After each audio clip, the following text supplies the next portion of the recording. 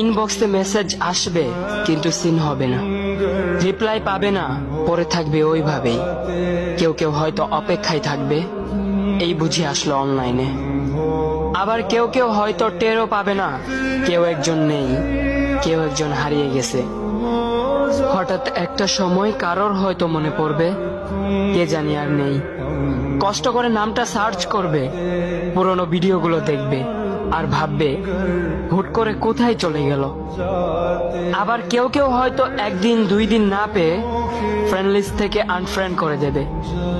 যখন আমি থাকবো না তখন আমার স্মৃতি কারোর মনে পড়বে, হয়তো পড়বে আবার হয়তো পড়বে না। তবে হারাতে হবে, হারাতে হয়, হারিয়ে যাওয়াই নিয়ম। পার্থক্য একটাই, কেউ আয়োজন করে হারায় আর কেউ হুট করে হারায়। আমি না হয় হুট করে হারিয়ে যাব।